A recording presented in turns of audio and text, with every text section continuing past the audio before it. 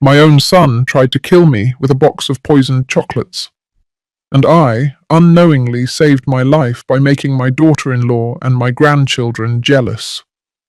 When he called me, asking if I had eaten the chocolates, I told him no, that I had given them to Laura and the kids. The silence on the other side of the line was deafening. Then he yelled like a desperate man, "You did what?" At that moment, I did not understand why Thomas was so upset. I thought he was angry because I had given his gift to other people. How naive I was. My name is Dorothy. I am 69 years old. For 40 years, I sacrificed everything for my son, Thomas. Everything. My youth, my dreams, my savings. I adopted him when he was just 2 years old, after his biological parents died in an accident. I gave him my last name, my unconditional love, my entire life. But that day, the day of my 69th birthday, everything changed.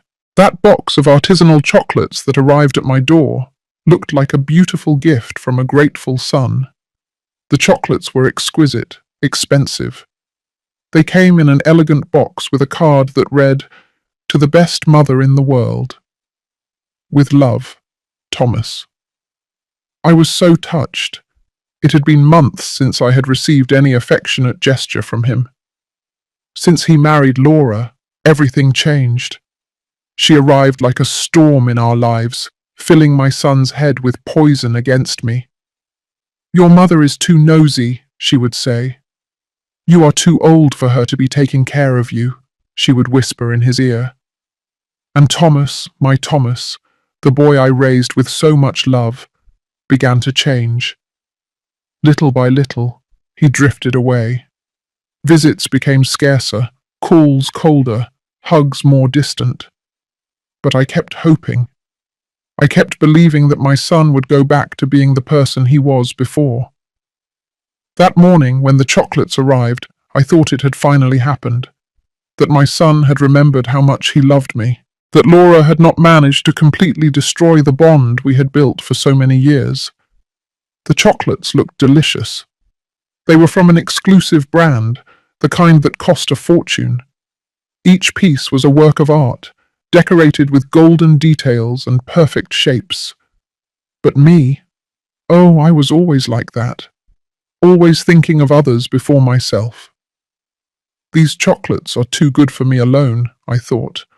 Laura and the kids will enjoy them much more. The little ones had always been my weakness. Despite all the disdain their mother showed me, I adored those children. They were my grandchildren, the extension of my Thomas, the only pure thing left in that toxic relationship. So I took the box, carefully rewrapped it, and headed to Thomas's house, which was just a short drive from my home in upstate New York. When I knocked on the door, it was Laura who opened it. As always, she greeted me with that fake smile that I hated so much. That smile that did not reach her eyes, that screamed contempt, even though her lips tried to feign courtesy. "Hello, Dorothy," she said, with that condescending tone she used with me. "What brings you by?" I handed her the box of chocolates and explained that they were from Thomas for me, but that I wanted to share them with her and the children. For a moment, I saw something strange in her eyes, like surprise, but not the good kind. It was more like fear, confusion. But she quickly composed her expression and took the box. "What a nice gesture from Thomas," she murmured. "The kids will be thrilled." She did not invite me in. She never did. She always found an excuse to keep me at the door, as if I were a traveling salesperson and not the grandmother of her children. That time she said the children were sleeping, that it had been a long day, that perhaps another day would be better. I went home with a slightly sad heart, but also with a certain satisfaction. I had done something good. I had shared the joy of my son's gift with his family. That night, I went to bed thinking that maybe, just maybe, that gesture would help smooth things over between Laura and me. The next day, the phone rang early. It was Thomas. His voice sounded strange, tense. "Mom," he said to me, "how were the chocolates?" The question took me by surprise. It was rare for him to be so interested in knowing if I had enjoyed a gift. Usually, after giving me something, he seemed to completely forget about the matter. "Oh, Thomas," I replied honestly, "I gave them to Laura and the kids. You know how much they love sweets." The silence that followed was terrifying. It was as if the world had stopped. I could hear my own heart beating as I waited for his answer. Then he exploded. "You did what?" he yelled with a fury I had never heard in his voice. "I gave them to Laura and the children." "You're crazy." His voice trembled in a way that frightened me. It was not just anger.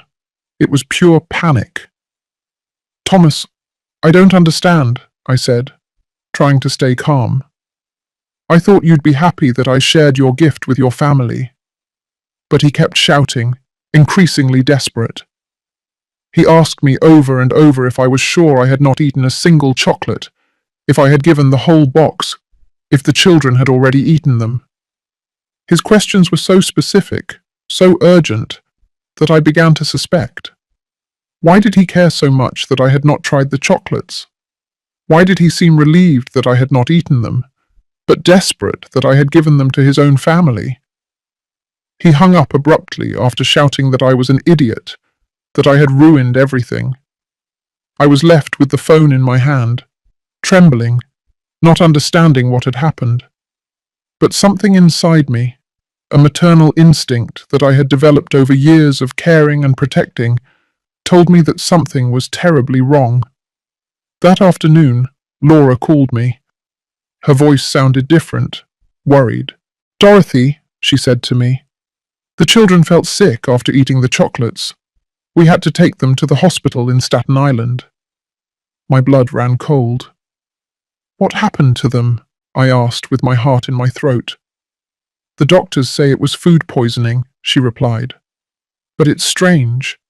The chocolates smelled odd when we opened them, but the children had already eaten several before we realized it." My world began to crumble.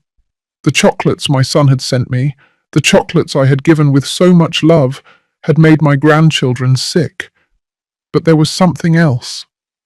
In Laura's voice, I detected something that made me tremble. It was fear, yes, but also understanding. As if she had finally grasped something that had been happening right under her nose without realizing it. That night, I could not sleep. The pieces of the puzzle began to fit together in my mind with terrifying clarity. Thomas's reaction when he learned that I had given the chocolates away, his desperation at knowing that I had not eaten them, his relief mixed with panic, the specific questions about whether I had tried even a tiny piece. And then, like a lightning bolt in the darkness, the truth hit me with all its brutal force. My son, my own son whom I had raised and loved unconditionally, had tried to poison me. The following days were a nightmare. The children recovered, thank goodness, but the poison had left its mark. Laura confessed to me that the doctors had found traces of arsenic in their little bodies. Arsenic, a word I had only heard in crime movies. Now it was part of my most horrible reality. My daughter-in-law, for the first time in years, spoke to me without that mask of contempt. Her voice trembled when she told me, "Dorothy, I think those chocolates were not meant to be shared. I think they were specifically for you." Her words confirmed what my heart already knew, but my mind refused to accept. Thomas had disappeared. He did not answer the phone. He did not reply to messages. When Laura went to look for him at his job at the Manhattan accounting firm, they told her he had requested emergency time off. He had run away like the coward he was, leaving his wife and children to suffer the consequences of his devilish plan. But I knew my son. I knew where to find him. I knew that when he felt cornered, He always ran to the same place, the house of his Aunt Natalie, my younger sister. She had always had a weakness for Thomas, always justifying his mistakes, protecting him from the consequences of his actions. I drove to Natalie's house with my hands trembling on the steering wheel. 40 years of unconditional love, 40 years of sacrifices, 40 years of giving everything I had. And this was what I received in return. A son who wanted to see me dead. When I knocked on the door, Natalie opened it with a look of guilt. "Dorothy," she murmured, "I didn't know you were coming, but I had already seen Thomas's car parked on the corner." "I know he's here," I said in a voice I did not recognize as my own. Thomas appeared behind her like a ghost. His face was drawn, his eyes sunken, but what struck me the most was the expression on his face. There was no remorse. There was no guilt. There was only resentment, as if I were the culprit of this whole disaster. "Why?" was the only thing I could ask him. "Why did you want to kill me?" My voice broke on that last word. Kill me. My own son had wanted to kill me. His answer broke my soul into 1,000 pieces. "Because you're a burden," he said with a coldness that chilled my blood. "Because you've always been a burden. Because I need your inheritance and you never die." My inheritance, of course. It all came down to money. The money I had saved for decades working day and night. The money I had saved living like a pauper to secure a future for him. The money I planned to leave him when I died naturally, of old age, surrounded by the love of my family. "But I didn't know you had so much money," he continued with that poisonous voice. "Until I saw the bank documents when you got sick last year. $200,000, Mom. 200,000 that I need now, not when you're 90 years old. $200,000 that I had earned with blood, sweat, and tears. $200,000 that represented 40 years of work, deprivations, of sleepless nights working double shifts to give him the best education, the best clothes, the best opportunities. Besides," he added, as if it were the most natural thing in the world, "you're old. What else are you going to do with your life? Why do you need so much money at your age?" His words were daggers in my heart. Every syllable was a deeper betrayal than the last. Natalie tried to intervene. "Thomas, don't talk like that," she murmured, but he silenced her with a look. "Aunt, you know I'm right. She's already lived her life. I have a family to support, children to educate, a future ahead of me." "A future built on my corpse," I replied with a bitterness I did not know I had inside. "A future bought with my death." He looked at me with contempt, as if I were the crazy one, as if I were the villain in this twisted story. "Don't be dramatic," he told me. It was going to be quick. The chocolates had enough arsenic to look like a natural heart attack. No one would have suspected anything. You would have died peacefully sleeping, and I would have inherited what was going to be mine anyway. His words revealed the depth of his betrayal. It had not been an impulse, a moment of madness. It had been a calculated, meticulous, cold plan. He had researched the poison. He had bought the most expensive chocolates to disguise the taste. He had calculated the exact dose. My death had been planned with the same dedication that I had put into planning his birthdays for so many years. "And what happened?" I asked him. "Why didn't your perfect plan work?" His face twisted into a grimace of frustration. "Because you're too stupid to eat chocolates your own son gives you," he spat at me. "Because you always have to be the martyr. You always have to give everything. You always have to be the selfless, saintly mother." The irony was suffocating. The very flaw he criticized in me, my tendency to give rather than receive, had been what saved my life. My instinct to share the gift with his children had destroyed his homicidal plan. "But the worst part," he continued with rising anger, "is that now Laura knows everything. The children were about to die because of you, because of your damn compulsion to share what does not belong to you. He blamed me. After trying to murder me, he blamed me for the poisoning of his own children. Laura had appeared in the doorway during our conversation.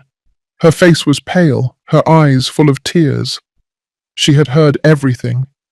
The final confirmation that her husband had not only tried to kill his mother-in-law, but had been willing to sacrifice his own children in the process. "Thomas," she said with a broken voice, "how could you? How could you put our children in danger?" He turned to her with the same coldness he had shown me. "Because nothing was going to happen," he replied. "Because the poison was for her, not for you." "But you knew I always share everything with the children," Laura yelled. "You knew there was a chance they would eat those chocolates." Thomas shrugged as if he were talking about the weather. "It was a calculated risk," he muttered. "A calculated risk."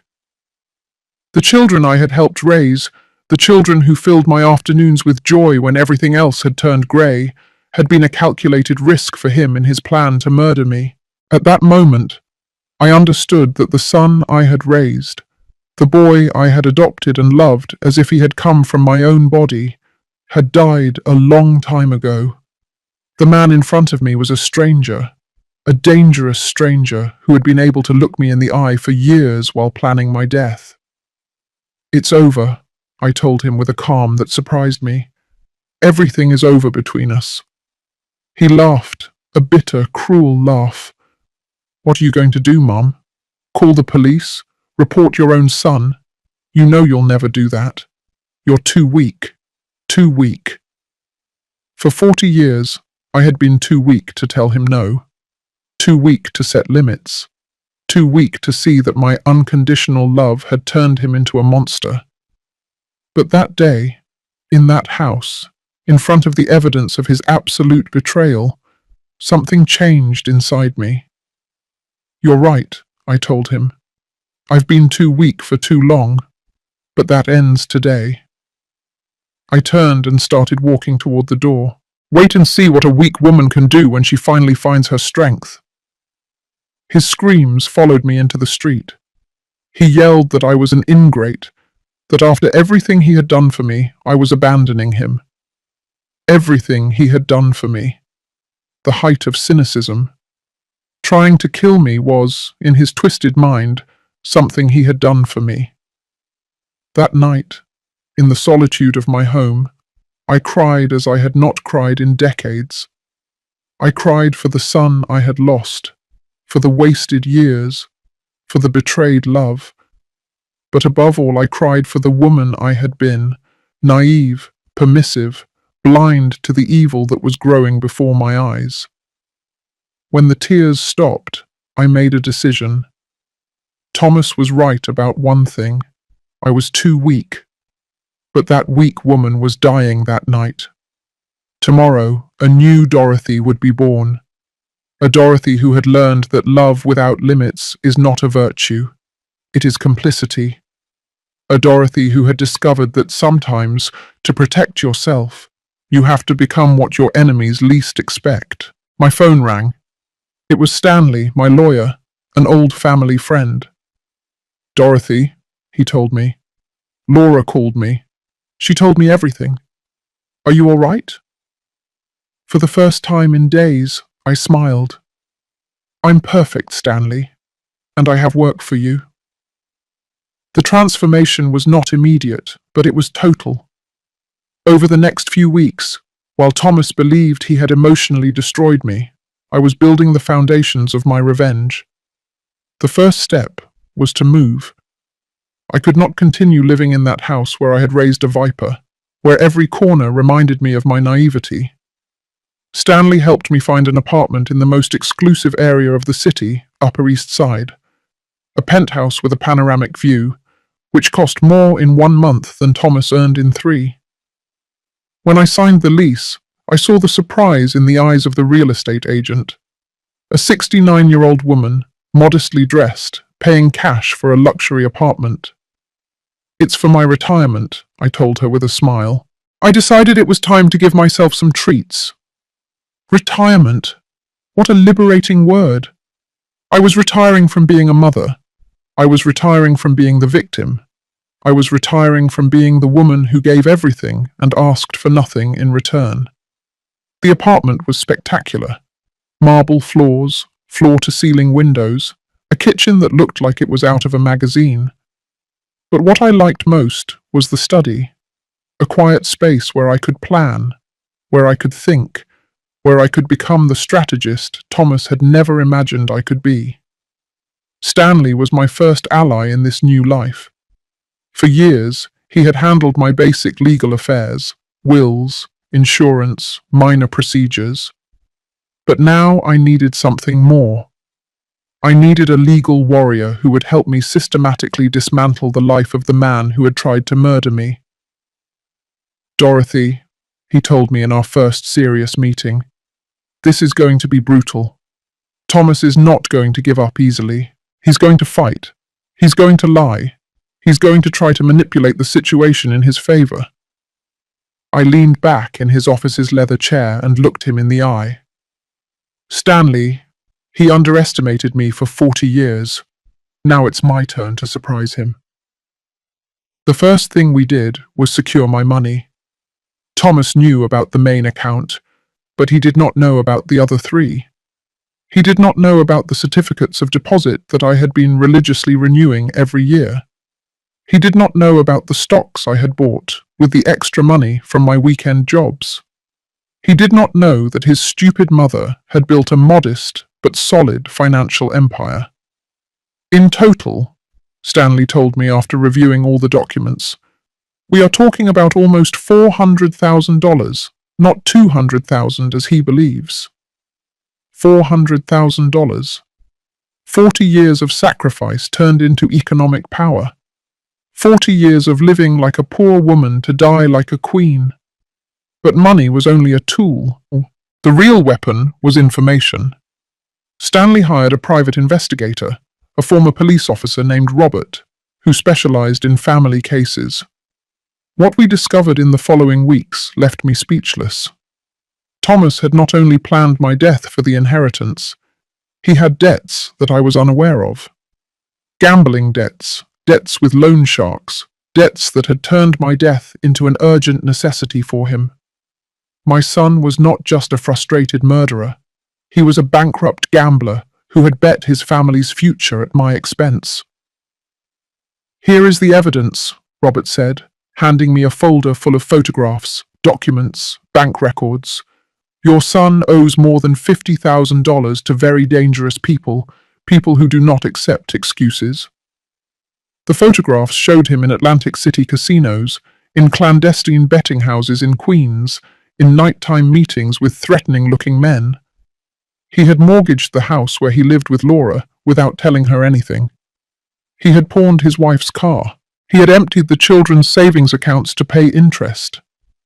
My son was not only a murderer, he was a thief who had stolen his own family's future. Laura doesn't know anything about this, Robert continued. He has been lying to her for months. He tells her he has problems at work, that payments are late, that they need to economize. But the truth is that he is using the house money to gamble.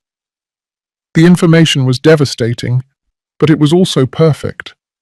Thomas had built his own prison with his lies and addictions. I just had to push the bars so that everything would collapse. Meanwhile, he thought he had defeated me. 3 weeks had passed since our confrontation at Natalie's house, and I had given no sign of life. I had not called him. I had not shown up at his house. I had not made any drama. In his narcissistic mind, this confirmed his theory. I was too weak to face him. But I was working. Every day, from my new apartment, I coordinated the next moves with Stanley. Every night, I reviewed Robert's reports, learning more about the monster my son had become. Every dawn, I planned the next step of my meticulous revenge. The first phase was psychological. I needed Thomas to feel like he was in control, that he had won. I needed him to become complacent, to lower his guard. That's why I had not given any sign of life. That's why I had let him believe that I was hiding in some corner, crying and feeling defeated. Stanley had explained the legal process to me. We have evidence of the attempted poisoning, he told me, the children's medical analysis, Laura's testimony, the recordings you made of his confessions. Yes, I had recorded our entire conversation at Natalie's house. A small device Robert had given me, hidden in my purse. But, Stanley continued, a criminal process is going to be long and complicated. There will be media coverage. There will be public scandal. Are you prepared for that? I was more than prepared. After 40 years in the shadows, I was ready to come out into the light and show the world who Thomas really was. Besides, he added with a smile, we have evidence of fraud, embezzlement, and financial manipulation. We can destroy him economically before the criminal process even begins. Economically? The word sounded delicious. Thomas had tried to kill me for money. Now he was going to lose all his money for trying to kill me. During those weeks of silence, I also worked on myself. I hired Yolanda, a personal stylist who completely transformed my image. Goodbye to old, conservative clothes. Goodbye to grey, unkempt hair. Goodbye to the hunched posture of the defeated woman. When Yolanda finished with me, I did not recognize myself in the mirror. My hair was dyed an elegant brown, cut in a modern style that took 10 years off me. My clothes were sophisticated but not ostentatious, quality suits, designer shoes, discreet but expensive accessories. Dorothy, Yolanda told me, admiring her work, you look like a woman of power. A woman of power? I liked the sound of that. For 40 years, I had been a woman of service, a woman of sacrifice, a woman of shadows. Now it was time to be a woman of power. The last element of my transformation was the most important. My attitude. I hired a personal coach, a psychologist specializing in female empowerment. Dorothy, she told me in our first session, you have to stop seeing yourself as a victim. You are a survivor. You are a warrior. The sessions were revealing. For decades, I had confused love with submission, kindness with permissiveness, motherhood with total self-denial. I had raised a monster because I had been afraid of being a bad mother if I set limits. True love, the psychologist explained to me, includes consequences. If there are no consequences for bad actions, there is no love. There is complicity. Complicity. For 40 years, I had been an accomplice in my son's transformation into a sociopath. But no more. The new Dorothy was not an accomplice to anyone. The new Dorothy was a force of nature that was about to unleash upon Thomas's world like a devastating hurricane.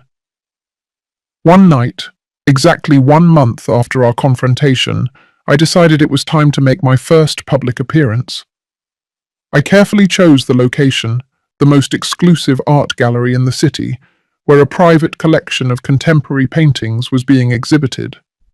I dressed in a black designer suit, high heels that made me look taller and more imposing, and jewelry I had bought that very afternoon. When I arrived at the gallery in a luxury taxi, the society photographers turned to look at me. They did not recognize me, but they instinctively knew I was someone important. I walked through the gallery with a glass of champagne in my hand, admiring the artwork, conversing with collectors and critics. For the first time in decades, I felt in my element. Elegant, sophisticated, powerful. And then I saw him. Thomas was in the opposite corner of the gallery, accompanied by Laura. She looked tense, uncomfortable, clearly out of place in that luxurious environment. He was trying to impress some businessman, probably looking for new victims for his scams. Our eyes met across the room. I saw the shock on his face when he recognized me. The defeated woman he had left crying a month ago had been replaced by this sophisticated and mysterious version of his mother. I approached slowly, savoring every step. When I reached him, I smiled at him with a poisonous sweetness. "Hello, Thomas," I said to him in a voice that dripped power. "What a surprise to run into you here." His face had turned pale. Laura looked at me with a mixture of admiration and confusion. The businessmen who were talking to Thomas turned toward me with curiosity. "Mum," he stammered, "what are you doing here?" His voice trembled slightly. For the first time in his life, my presence intimidated him. "I'm enjoying my retirement," I replied, taking a sip of champagne. I decided it was time to treat myself. The word retirement echoed in the air like a veiled threat. The businessmen looked at us with interest. It was obvious there was family tension, but it was also obvious that I was not the victim they had imagined. "Retirement?" one of them asked politely. "What are you retiring from, Mum?" "From being too generous," I replied without taking my eyes off Thomas. "Sometimes when you give too much, people get used to receiving. There comes a point where you have to stop giving and start collecting." "Collecting?" The word floated in the air like a promise of a storm. Thomas knew exactly what it meant. He knew his time of taking without giving had ended. He knew the hunt had begun, and now he was the prey. The following days were of exquisite tension. Thomas knew something had changed, but he did not know what. He had seen me at the gallery, transformed into a woman he did not recognize, and that made him uneasy. He began calling me obsessively, but I did not answer. I let his calls go to voicemail, where I could hear his growing nervousness. "Mum, answer the phone," he said in his messages. "We need to talk. I need to know what you are planning." What are you planning? For the first time in his life, he was the one who was afraid of me. For the first time, I was the predator and he was the prey. Stanley had begun the legal phase of my revenge. The first thing was to file a civil lawsuit for attempted murder, with all the evidence we had gathered. The children's medical analysis, the audio recordings, the testimonies of Laura and the medical staff who had treated my grandchildren. "Dorothy," Stanley told me in his office, "this lawsuit is going to be a scandal. The media are going to cover the case. Your story is going to be on every newscast." Perfect. I wanted the whole world to know who Thomas really was. I wanted his neighbors in Connecticut, his co-workers, his friends, to know that he had tried to murder his own mother. But the civil lawsuit was only the appetizer. The main course was the investigation Robert had completed into Thomas's illegal activities. Mortgage fraud, misuse of family funds, defrauding loan sharks, tax evasion. My son had built a financial house of cards that was about to collapse. "Here are all the documents," Robert said, handing me 3 folders full of evidence. "Your son has been stealing from his own family for months. Laura can sue him for marital fraud and recover everything he stole." Marital fraud. The words sounded delicious. I decided it was time to have a conversation with Laura. Despite all our past problems, she was also a victim of Thomas. She had also been deceived, manipulated, stolen from, and most importantly, she was the mother of my grandchildren, the children who had been about to die because of their father. I invited her to lunch at the most elegant restaurant in the city. When she arrived, I saw the surprise in her eyes at seeing my new version. I was no longer the modest, resigned mother-in-law she had known for years. I was a woman of power who had decided to take control of her destiny. "Laura," I said to her after we ordered our turkey clubs, "we need to talk." She nodded nervously. She knew something big was coming. "I know everything about Thomas's debts.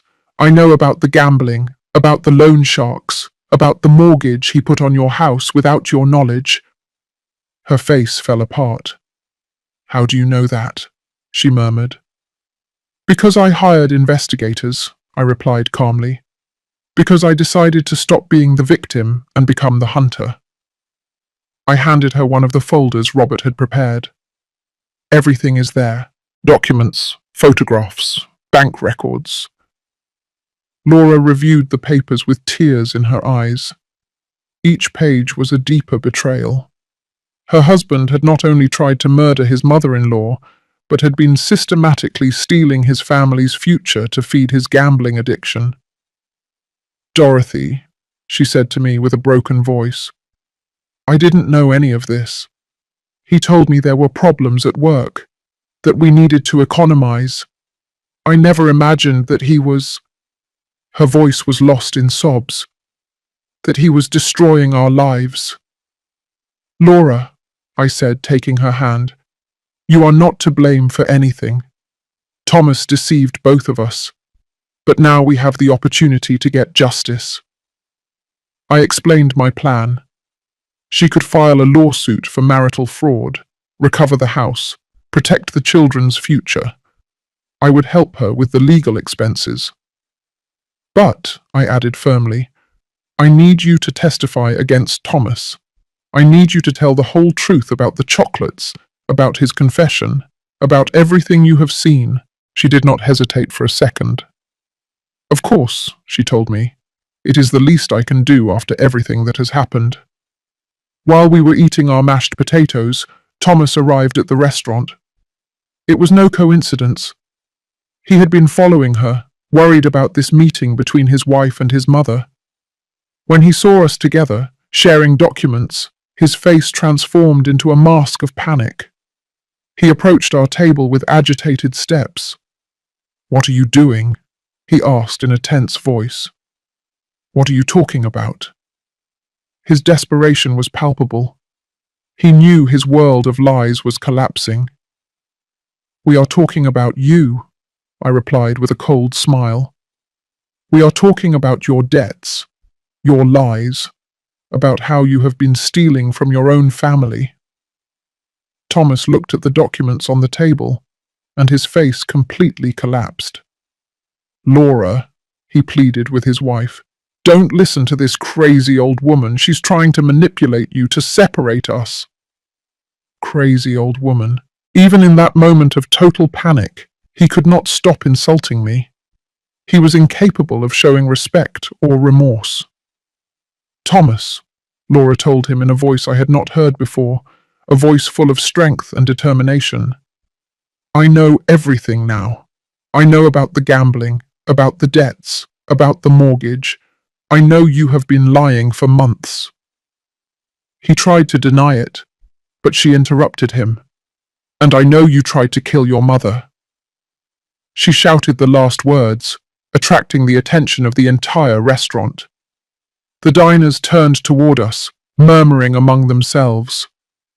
Thomas realized he was being watched and lowered his voice, but his desperation was increasingly evident. Laura, please, he whispered to her. We can fix this. We can work it out together. You don't need to listen to this woman. She has always tried to separate us, always manipulating, always blaming others, never taking responsibility for her actions. No, Laura replied firmly. No more lies, no more manipulation. I am going to protect our children, and that means taking them away from you. She got up from the table, picked up her purse, and headed for the exit. My lawyers will be in touch with you. Thomas stood there, next to our table, trembling with rage and impotence. When Laura left, he turned to me with a fury that reminded me why I had decided to destroy him. This is your fault, he hissed through clenched teeth. You ruined my marriage. You destroyed my family. I didn't destroy anything, I replied with supernatural calm. I only brought the truth to light. Your marriage was ruined when you decided to become a liar and a thief. Your family was destroyed when you decided to try to murder your mother. I got up from the table and looked him directly in the eyes. And this is just beginning. His threats followed me into the street. "You're going to regret this," he yelled as I walked toward my taxi. "You're going to pay for destroying my life." Destroying his life. He had tried to destroy mine literally, and now he complained because I was defending myself. That night, Stanley called me with news. "Dorothy, the lawsuit is already in process. The media have started calling. They want interviews. They want your side of the story." It was exactly what I had expected. "Schedule the interviews," I told him. "It's time for the world to know the truth." The first interview was with the most watched news program in the city, Channel 5 News. I arrived at the studio impeccably dressed, with the confidence of a woman who had found her power. The journalist received me with curiosity and compassion.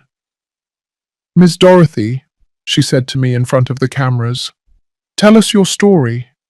How did you discover that your son had tried to poison you?" I told her everything.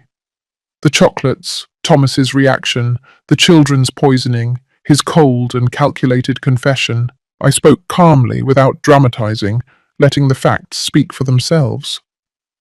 "How does a mother feel when she discovers that her son wants to kill her?" the journalist asked me. "She feels free," I replied. "She feels free from an illusion she had maintained for 40 years. She feels free to stop protecting someone who never protected her." The interview went viral. Within hours, my story was on all social media. The comments were overwhelmingly supportive. Hundreds of women wrote to me, telling me their own stories of ungrateful children, toxic families, unrequited love. But the most satisfying part was the comments about Thomas. His co-workers began to recognize him as the son who had tried to murder his mother. His neighbors began to look at him with contempt. His friends began to distance themselves from him. The scandal followed him everywhere. When he went to the supermarket, people pointed and whispered. When he arrived at work, his colleagues avoided him. When he left his house, he felt the judgmental looks of the entire neighborhood. But I knew this was only the beginning. Public humiliation was satisfying, but true justice was yet to come. The legal processes, the loss of his assets, the complete destruction of the life he had built on lies and betrayals. Thomas had underestimated the woman he had raised for 40 years. He had thought he could get rid of me like throwing away a piece of paper. Now he was discovering that he had awakened a monster much more powerful and ruthless than himself. The hunt had officially begun, and I was a predator who had waited 40 years to show her claws. The legal process advanced like an unstoppable avalanche. Stanley had filed all the lawsuits simultaneously: attempted murder, family fraud, aggravated fraud, and a civil lawsuit for emotional damages amounting to $500,000. Thomas woke up one Monday and discovered that his life had exploded into 1,000 pieces. His bank account was immediately frozen. The few savings he had left after his compulsive gambling were blocked, while the origin of the funds was investigated. His salary was garnished to ensure payment of the civil lawsuits. Overnight, he was left penniless. "Dorothy," Stanley reported to me with satisfaction, "your son is broke. He cannot afford a decent lawyer. He's going to have to settle for a public defender." A public defender against the best law firm in the city. The battle was unequal from the start, but the most delicious thing was seeing how his social world crumbled. The video of my television interview had generated such a scandal that the media began to investigate Thomas's life more deeply. Soon his gambling debts, his scams against co-workers, and his systematic lies came to light. His boss called him to an urgent meeting. "Thomas," he said, "the company cannot afford to have its name associated with this scandal. You are terminated, effective immediately. 20 years working at the same company, eliminated by a scandal he himself had created." The loan sharks, who had been pressuring him for his gambling debts, saw the news and decided to accelerate their collections. They knew that if they did not act fast, they would not recover a single dollar. They began showing up at his house, calling him at all hours, openly threatening him. One night, while I was enjoying a glass of wine in my luxury apartment, I received a call from Laura. She was crying.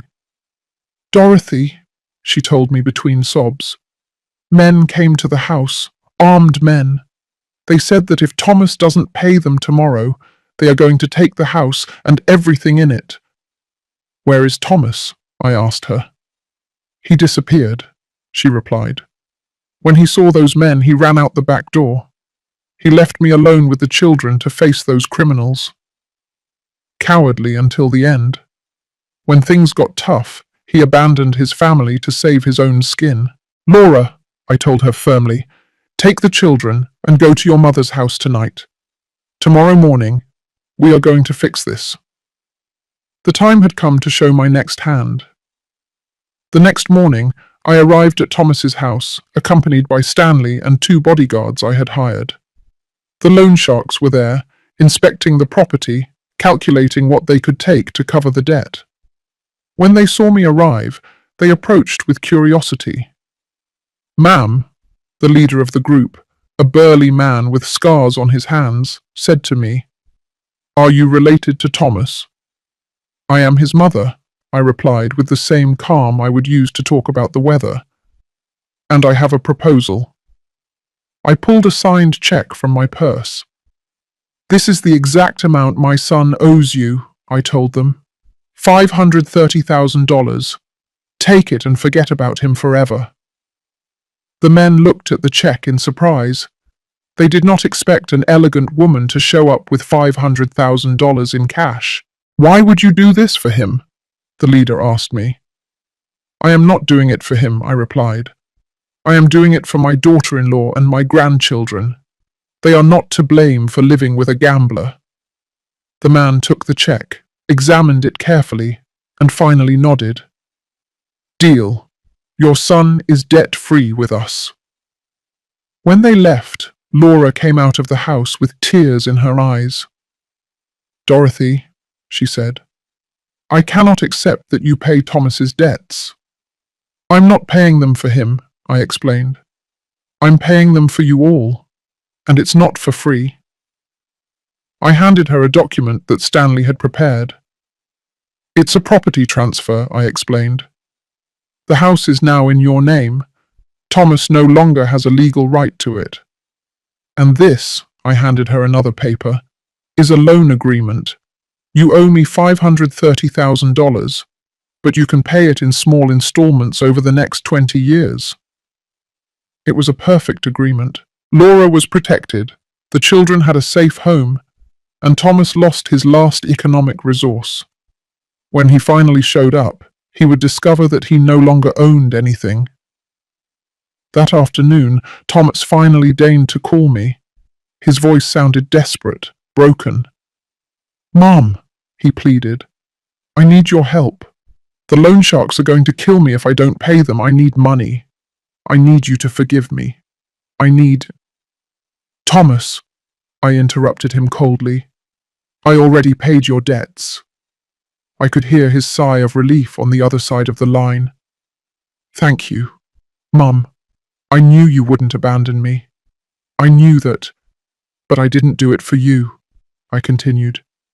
"I did it for Laura and the children, and you no longer have a house. I transferred it to your wife's name." The silence that followed was absolute. "What?" he finally murmured. "The house is no longer yours. Your wife owes me the money, not you. You have nothing more to do with that property." His breathing became agitated. "You can't do that," he yelled. "It's my house. I bought it." "Did you buy it with money you stole?" I replied.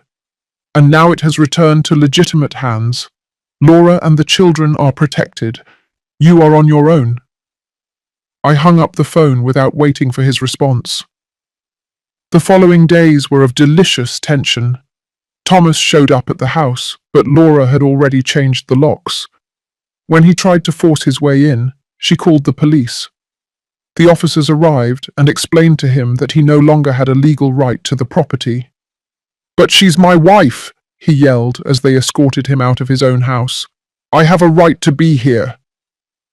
"Sir," the officer told him, "your wife has requested a restraining order. You cannot approach within 200 yards of this property." Restraining order. Laura had followed my advice to the letter.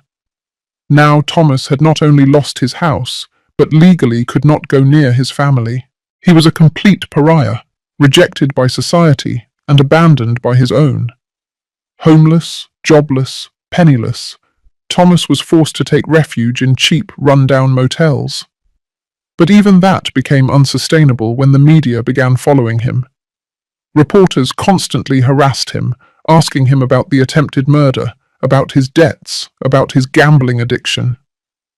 One night, desperate and humiliated, he decided to do something he considered intelligent, but which turned out to be the final nail in his destruction. He created a social media profile and began live streaming, trying to tell his side of the story. "My mother is crazy," he said in front of his phone camera from a dirty motel room. "She is making all this up because she wants attention. I never tried to poison anyone. The chocolates were normal. She is manipulating my whole family against me." But the internet does not forgive. Users began bombarding him with specific questions he could not answer. "Why was there arsenic in the chocolates?" they asked. "Why did your children get poisoned?" they insisted. "Where is the proof that your mother is lying?" His broadcast went viral, but not in the way he expected. It went viral as an example of pathological narcissism, as the live confession of a man who could not accept responsibility for his actions. The comments were brutal, ruthless, merciless. "This guy really thinks we're stupid," someone wrote. "His own wife is reporting him, and he says it's all a lie," added another. "Typical psychopath, always blaming others," commented a third. But what really sealed his fate was when someone asked him directly, "If you are innocent, why don't you sue your mother for defamation?" Thomas was speechless. He could not sue me because he knew I had all the evidence. He could not deny the attempted poisoning because the evidence was irrefutable. His silence at that question was interpreted by everyone as an admission of guilt. The broadcast ended abruptly when he began receiving death threats live. He had tried to manipulate public opinion and had achieved exactly the opposite. The next day, clips of his broadcast were on every newscast. Behavioral analysts dissected him as a case study of malignant narcissism. Psychologists explained on television how his inability to accept responsibility was typical of antisocial personalities. Thomas had achieved something that I could not have achieved even with the best public relations team. He had destroyed his own reputation so completely and publicly that there was no turning back. He had become the national villain, the symbol of filial ingratitude taken to the extreme. But for me, the most satisfying thing was not his public humiliation. It was the tranquility I saw in Laura's eyes when I visited her, the security my grandchildren felt in their own home, the peace I had found by moving away from the toxicity that had dominated my life for decades. Formal justice was still in process, but poetic justice had already been served. The son who had tried to kill me for money now did not have a single dollar. The man who had scorned my love now begged for my forgiveness. The manipulator had been exposed and rejected by everyone. And I, the victim who had spent 40 years in silence, had finally found my voice. The months that followed were of total transformation. While Thomas sank further and further into his own misery, I flourished as never before in my life. The luxury apartment had become my sanctuary, a place where for the first time in decades I could breathe without the weight of constant manipulation. Stanley kept me informed of the progress of the legal cases. "Dorothy," he told me during one of our weekly meetings, The district attorney is very interested in prosecuting Thomas for attempted murder. The evidence is overwhelming. The audio recordings, the medical testimonies, the confessions he himself had made, everything formed a solid and irrefutable case. Furthermore, Stanley continued with a smile, his public defender is trying to negotiate a plea bargain. He knows he cannot win this case. A plea of guilty would mean Thomas would have to publicly admit, in front of a judge, that he had tried to murder his own mother. But what truly filled me with satisfaction was seeing how Laura had flourished after breaking free from the toxicity of her marriage. Without the constant lies, without the financial stress, without the emotional manipulation, she had returned to being the strong woman I had glimpsed years ago. "Dorothy," she told me during one of our weekly lunches, "for the first time in years, I feel free. The children are happy, safe. They sleep peacefully for the first time in months. Seeing my grandchildren recover their innocence, seeing their sincere smiles, was worth more than any revenge I could plan." One afternoon, while enjoying a coffee on my apartment terrace, I received an unexpected call. It was Natalie, my sister. Her voice sounded embarrassed, guilty. "Dorothy," she told me, "I need to talk to you. I need to apologize." I decided to receive her at my house. When she arrived, the difference between us was abysmal. I looked elegant, serene, empowered.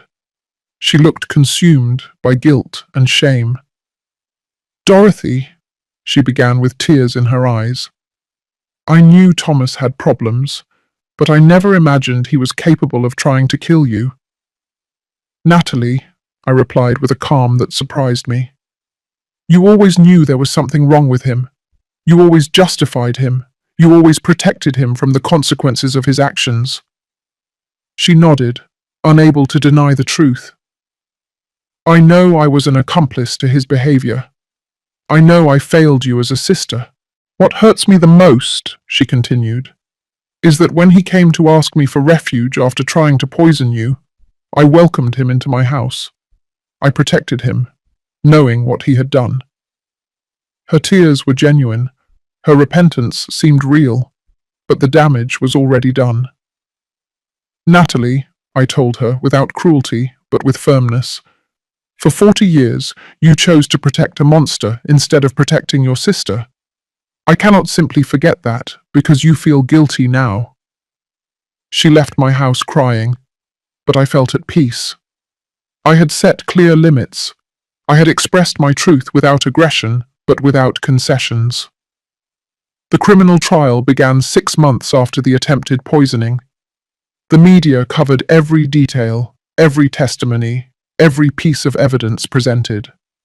I testified with a serenity that impressed even the most experienced reporters. "Ms. Dorothy," the prosecutor asked me, "how did you feel when you discovered that your son had planned your death?" "I felt liberated," I replied, looking directly at Thomas in the dock.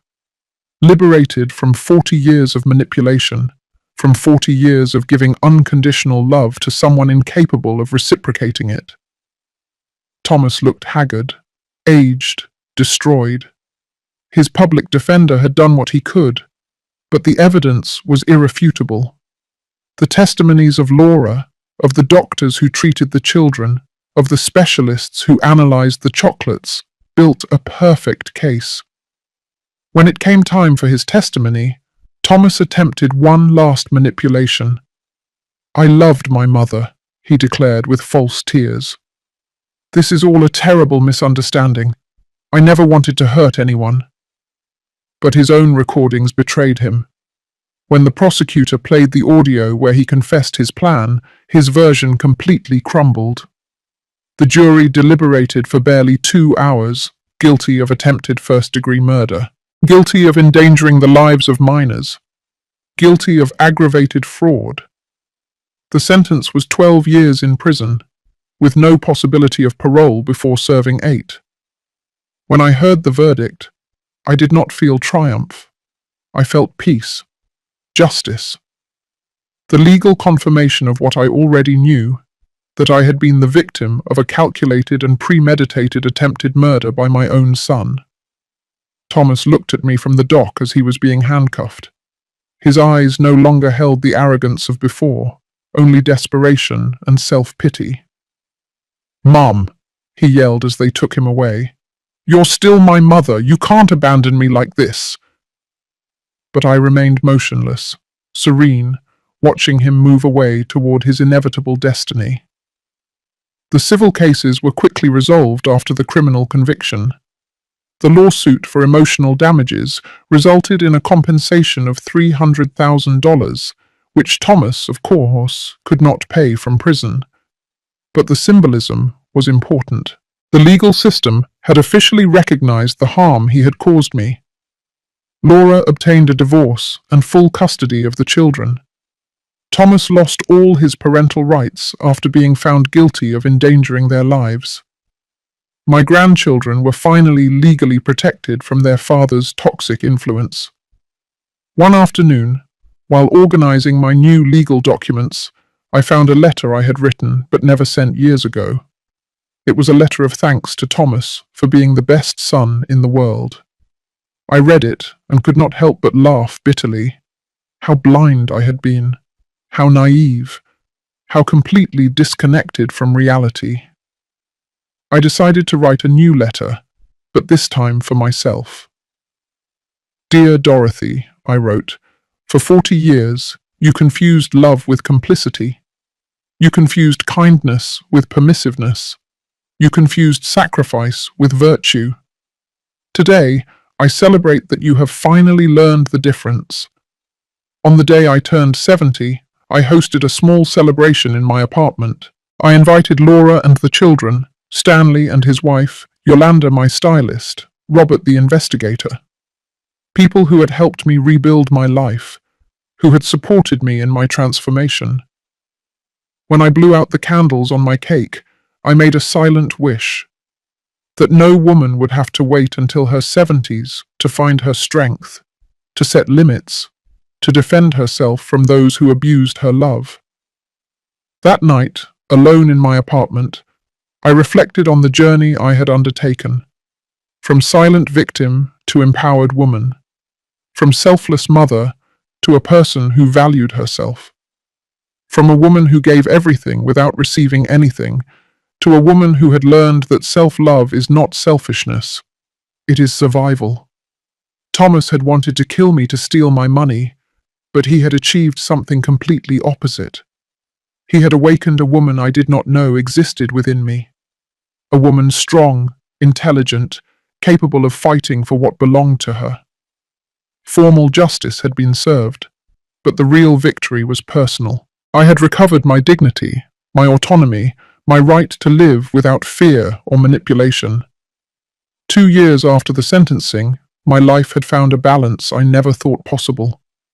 The emotional wounds had healed, not with forgetting, but with wisdom.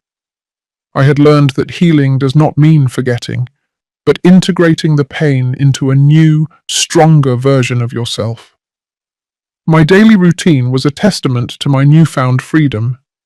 I woke up without the weight of the anxiety I had carried for decades.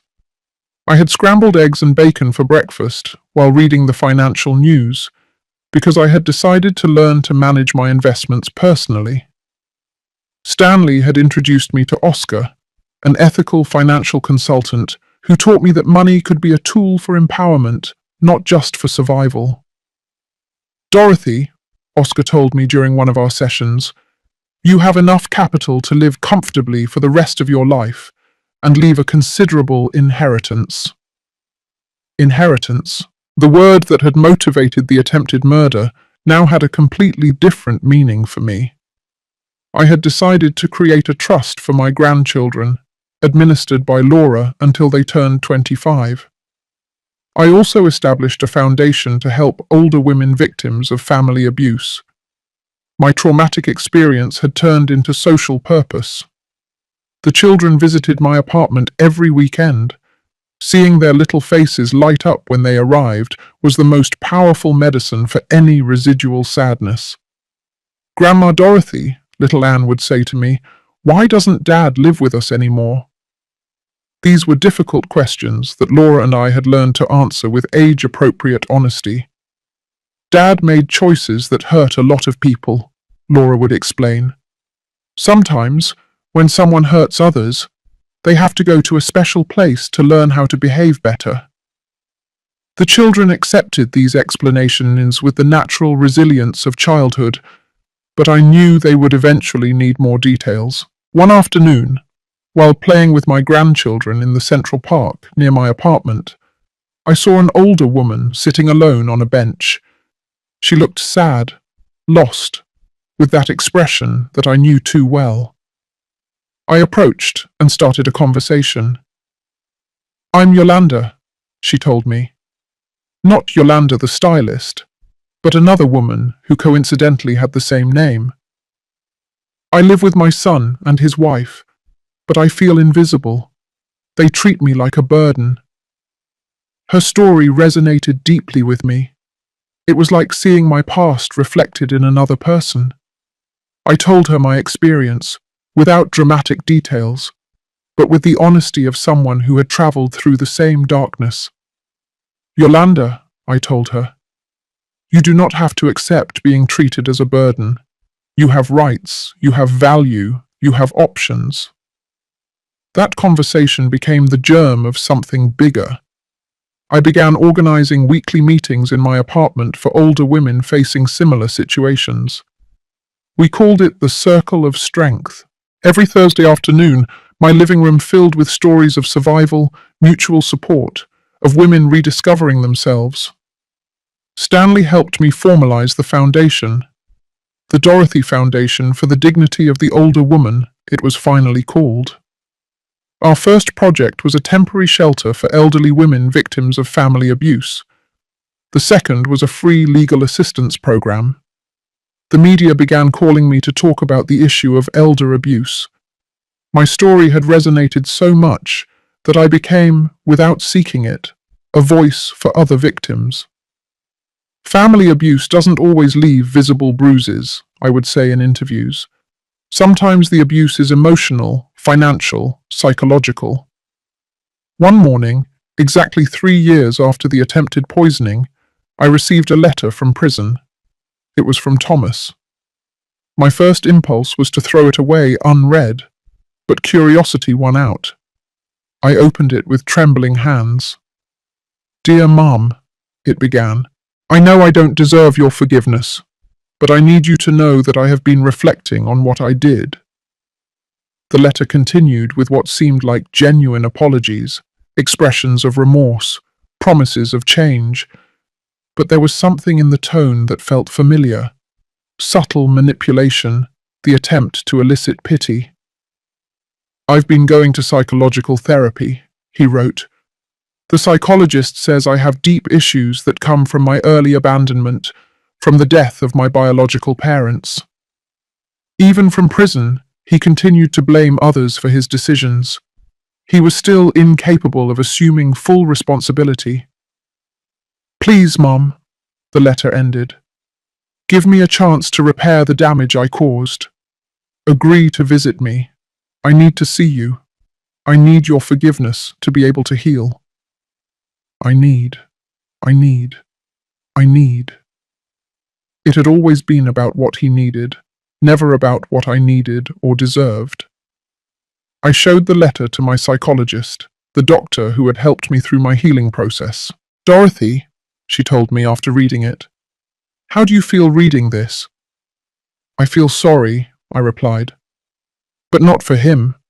I feel sorry because after 3 years in prison, he still doesn't truly understand what he did." "Are you going to answer him?" she asked. "Are you going to visit him?" I reflected for days on that question. Part of me, the mother I had been for 40 years, felt the obligation to respond. But the new woman who had emerged from the ashes knew that my healing did not depend on forgiving the person who had tried to kill me.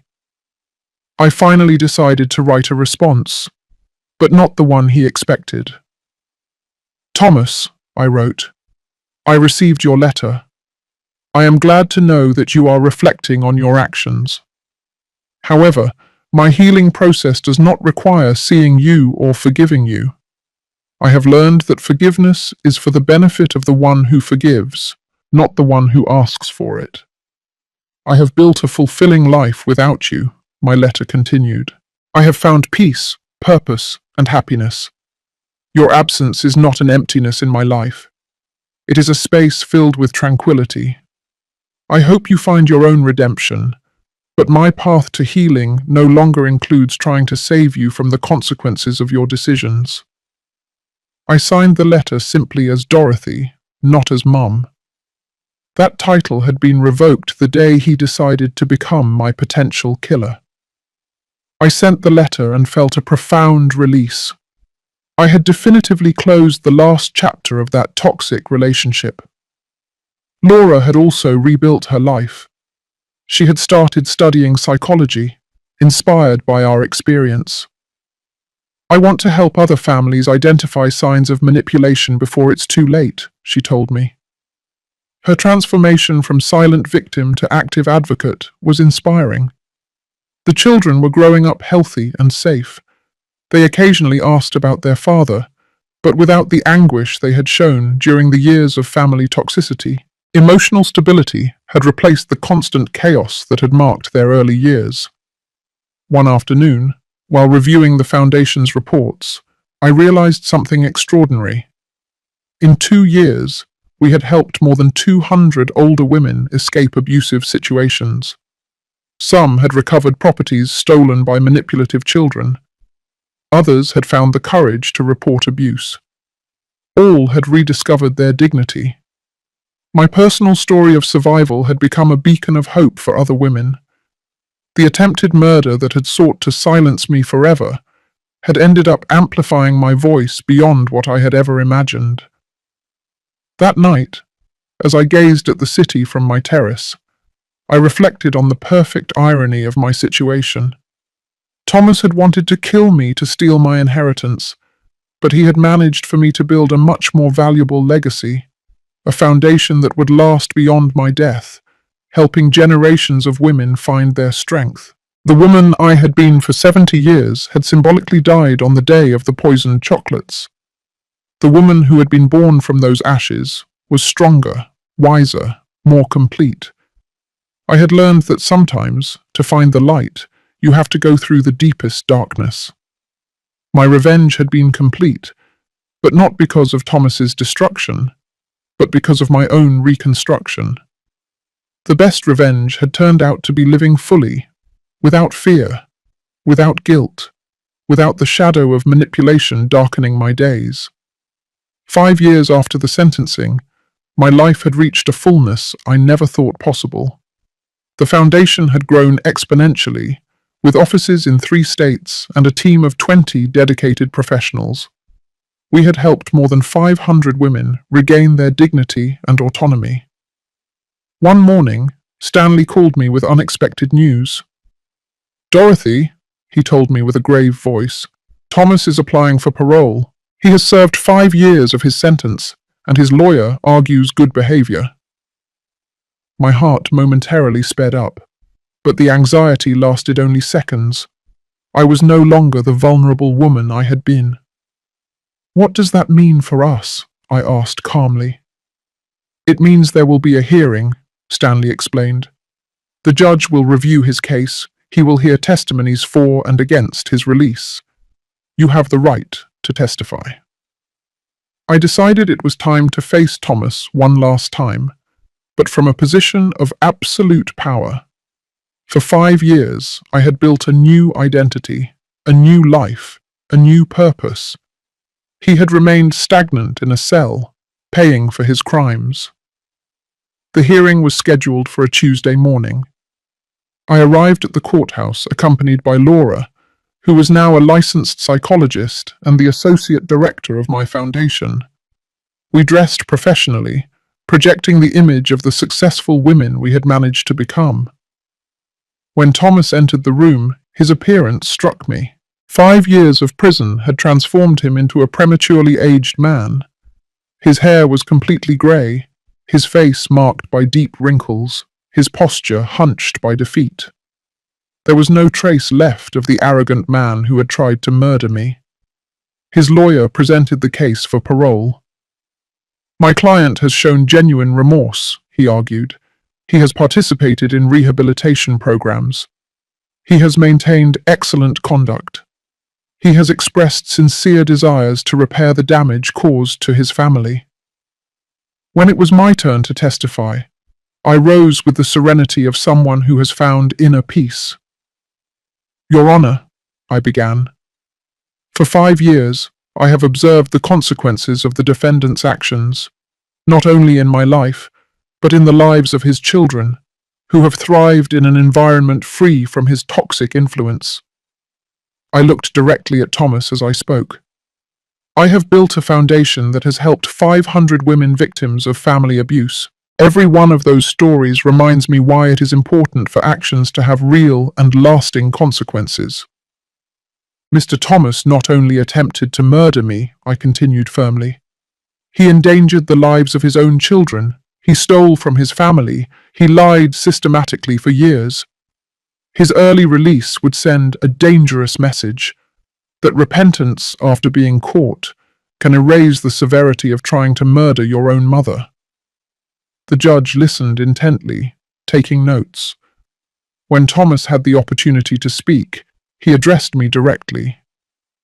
Mom, he said with a broken voice, I know I don't deserve your forgiveness, but I have changed. I have understood the damage I caused. I have spent 5 years reflecting on my mistakes. His words sounded rehearsed, calculated to generate compassion, but they no longer had power over me. Thomas, I replied calmly, you lost the right to call me mother the day you decided to become my potential killer. 5 years in prison do not erase 40 years of manipulation or the trauma of discovering that your own son wanted to see you dead. Laura's testimony was devastating for his chances.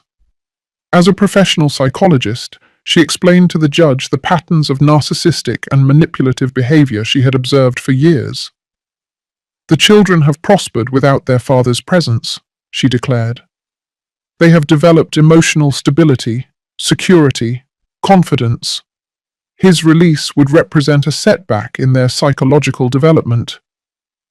The prosecutor presented evidence that Thomas had attempted to contact loan sharks from prison, suggesting that his gambling addiction problems persisted.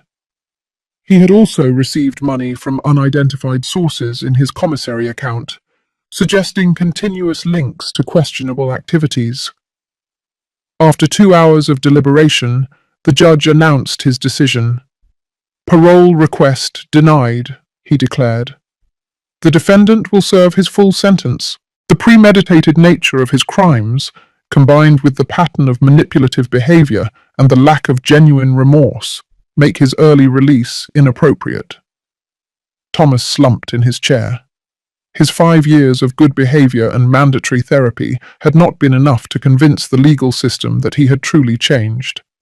He would have to serve 7 more years before being eligible for parole again. When we left the courthouse, I felt a deep but tranquil satisfaction.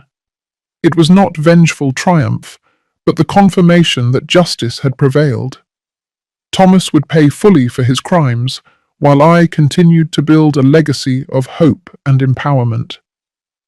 That afternoon, during the weekly meeting of our Circle of Strength, I shared the experience with the women of the group. Today I faced my aggressor once more, I told them, but no longer from fear or vulnerability. I faced him from the power I have built during these years. Yolanda, the woman I had met in the park years ago, and who now coordinated one of our programs, raised her hand. Dorothy, she said, your story has taught us that it is never too late to reclaim our dignity. At 70, you found your strength. I found mine at 65. That night, alone in my apartment, I wrote in my diary, today I definitively closed the darkest chapter of my life. Thomas will remain in prison 7 more years, but I no longer live in the emotional prison he built for me. I am free. I am powerful. I am whole. Looking out the window at the illuminated city, I reflected on the path traveled, from silent victim to advocate for other victims, from invisible woman to recognized community leader, from selfless mother to a woman who had learned that self-love is not selfishness, it is survival. The transformation had been painful, but necessary. Like a butterfly that must destroy its cocoon to fly, I had to destroy the permissive version of myself to become the strong woman I always had the potential to be. Tomorrow, I would continue my work at the foundation. I would continue helping other women find their voice. I would continue building a legacy that transcended personal revenge. Because I had learned that the best response to an attempt at destruction is not reciprocal destruction, but the construction of something beautiful and lasting. Thomas had wanted to eliminate me to steal my monetary inheritance. He had achieved exactly the opposite. He had awakened a much more valuable inheritance in the form of strength, wisdom, and purpose that I now shared with hundreds of women. Justice does not always come fast, but when it comes, it is complete and definitive. 10 years had passed since the day that changed my destiny forever. Now, at 79, I contemplated my life with a deep satisfaction I never thought possible. The Dorothy Foundation had grown to become a recognized national institution, with shelters in 8 cities and a legal assistance program that had helped more than 2,000 women. My grandchildren, now teenagers, visited every weekend. Anne was 16 and had decided to study law, inspired by our family history. "Grandma," she told me during one of our conversations, "I want to be like you. I want to defend people who cannot defend themselves." Her younger brother, Charles, who was 14, showed an extraordinary emotional maturity for his age. Laura had become a nationally recognized psychologist, specializing in family trauma and elder abuse. We had written a book together titled "It's Never Too Late: Finding Your Strength After 70, which had become a bestseller and been translated into several languages. One spring morning, while reviewing correspondence in my foundation office, I received a call that transported me to the past. It was the warden of the prison where Thomas was serving his sentence. "Ms. Dorothy," he told me with a grave voice, "I have to inform you that your son passed away last night." The news impacted me, but not as I had expected. I did not feel maternal pain or devastating loss. I felt a strange mixture of sadness for what could have been, and relief for the definitive closing of that chapter. "What happened?" I asked with professional calm. "It was a sudden heart attack," the warden explained. "The doctors say he had developed severe heart problems, probably related to stress and depression. He died sleeping, without pain." The irony was absolute. He had planned my death by heart attack with poisoned chocolates, and he had finally died of a real heart attack. "He left a letter addressed to you," the warden continued. "He wishes for us to send it to you." After a moment of reflection, I agreed to receive it. I needed to know his last words, not out of nostalgia, but to completely close this cycle of my life. The letter arrived 2 days later. I opened it with steady hands, without trembling or anxiety. "Dear Mom," it began in shaky handwriting, "I write this knowing that I will probably die in this prison. For 10 years, I have reflected on what I did, on the monster I became. I understand now that there is no possible forgiveness for trying to murder the woman who gave me everything," it continued. "I do not seek your compassion or your absolution. I just want you to know that my last conscious thought was of genuine regret for having failed you so profoundly. I have followed your work with the foundation from here," he wrote. "The other inmates show me newspaper articles about your achievements. It fills me with a strange mixture of pride and shame. Pride because you are extraordinary. Shame because I almost destroyed someone so valuable.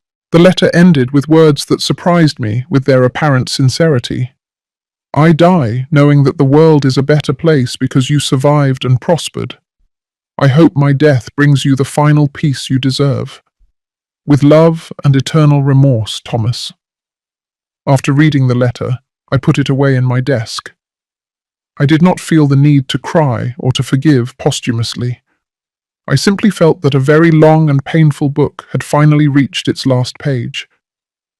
The funeral was a small, private ceremony. Laura, the children, Stanley, and I attended.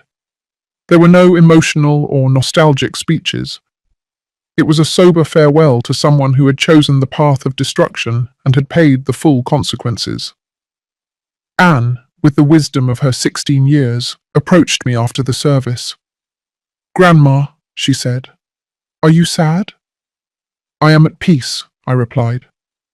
"Sometimes the deepest sadness is for what never was, not for what was lost." That night, in the solitude of my apartment, I wrote the final entry about Thomas in my diary. Today I buried the son I adopted 47 years ago, but the son I truly loved died 10 years ago, the day he decided to become my killer. Today I only buried the remains of that decision. The following months were of extraordinary productivity, without the looming shadow of Thomas, without the possibility of future legal hearings or confrontations. I dedicated myself completely to expanding the work of the Foundation. We established a university scholarship program for older women who wanted to resume their studies after escaping abusive situations. We also created a research center on elder abuse, directed by Laura. Our studies began to influence national public policies for the protection of older people. My personal experience had become a catalyst for broad social change. On my 80th birthday, we organized a benefit gala for the Foundation. The event brought together politicians, businessmen, academics, and, most importantly, hundreds of women whose lives had been transformed by our programs. During my speech that night, I reflected on the central lesson of my experience. I have learned that kindness without limits is not virtue, it is self-neglect. I have learned that unconditional love must include self-love. I have learned that sometimes, to save yourself, you have to be willing to disappoint those who expect you to sacrifice yourself endlessly. My story began as a tragedy, I continued, the attempted murder by my own son. But it turned into a story of rebirth, of discovery, of purpose. Because I chose not to remain in the role of the victim, but to transform my pain into power to help others. When I finished my speech, the 2,000 people present stood up in an ovation that lasted 5 minutes. But what moved me the most were the tears in the eyes of Anne and Charles, my grandchildren, who looked at me with an admiration that had been earned through example and resilience. That night, back home, I sat on my terrace to contemplate the city. 10 years ago, I had been a 70-year-old woman, vulnerable, manipulated, almost murdered. Now I was an 80-year-old woman, powerful, respected, with a legacy that would last generations. The most perfect revenge had turned out to be the construction of an extraordinary life. Thomas had wanted to eliminate me to steal my money, but he had managed to awaken my true potential. He had wanted to silence me forever, but he had amplified my voice until it became a chorus of empowered women. I wrote in my diary that night, I do not regret adopting him. I only regret not having understood sooner that kindness should never be practiced at the cost of self-destruction. My son wanted to kill me, but instead of destroying me, he freed me to become who I was always meant to be. The story had ended, but the legacy was just beginning. Every woman who found her strength through our programs was a victory over the mentality that had created Thomas. Every limit set, every firm no uttered, Every act of self-love was a silent revolution against the culture that teaches women to give everything without receiving anything. It had taken me 70 years to find my power, but I had used every day of the last 10 to ensure that other women would not have to wait so long. That was my true inheritance, not money, but wisdom, not property, but purpose, not revenge, but victory through transformation. The circle had closed perfectly, and I was at peace.